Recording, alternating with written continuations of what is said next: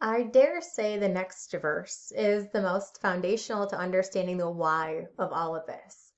When I say all of this, I mean everything written that ever had prophetic intent, from the first page of the Bible to the last page of the Bible. Revelation 19:10. And I fell at his feet to worship him, and he said unto me, See thou do it not.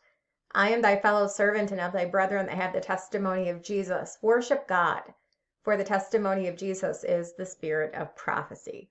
This is not really a part 3 to my Revelation 19 study, but it's the explanation that I'm going to give for verse 10. And I kind of previewed this in a video that I did earlier today about tell them that I love them. What is the intent behind this verse? The verses that came before. Let us be glad and rejoice and give honor to him, for the marriage of the Lamb is come, and his wife hath made herself ready. To her was granted that she should be arrayed in fine linen, clean and white, for fine linen is the righteousness of the saints. And he saith unto me, Right, blessed are they which are called unto the marriage supper of the Lamb. And he saith unto me, These are the true sayings of God. That message being conveyed caused John to fall at the feet of the one telling him for any number of reasons. But he said, don't do that. It's because of Jesus that you have this feeling in your heart right now that's causing you to fall down and worship. Don't worship me. I'm just the messenger. That John was willing and ready to fall at the feet of the one conveying this message to him emphasizes the immense amount of feeling that he had about the message being conveyed. John's people are going to be saved. This is the same people group who mocked and beat Jesus, who put him on trial for no reason at all, and who demanded his crucifixion. These are the same people who Jesus healed, spoke to, ministered to, and gave his life for, but who turned their back on him. Israel will have harsh times to endure on account of their faithlessness. However, there will come a point when they shall be saved. Such is the grace of God.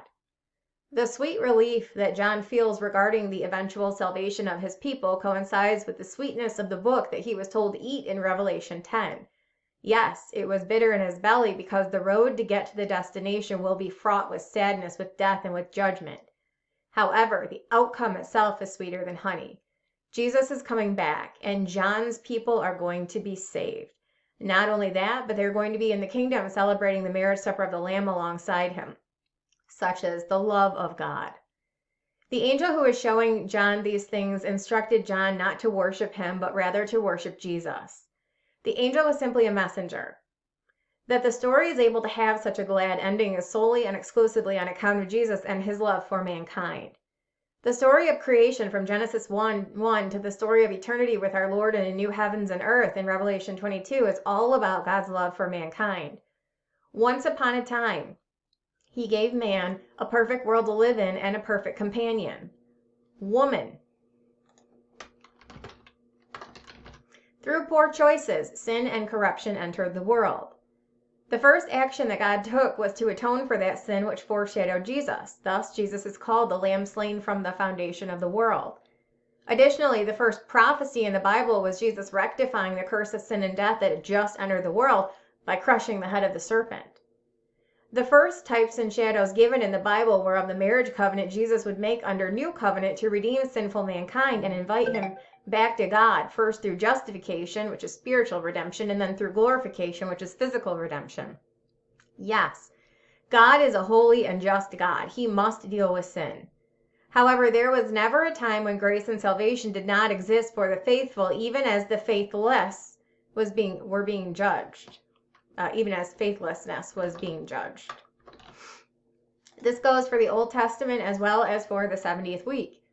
As long as there is salvation, there is grace because there is love. The Bible is Jesus' love story with mankind. This is the nature of Revelation 19b. For the testimony of Jesus is the spirit of prophecy.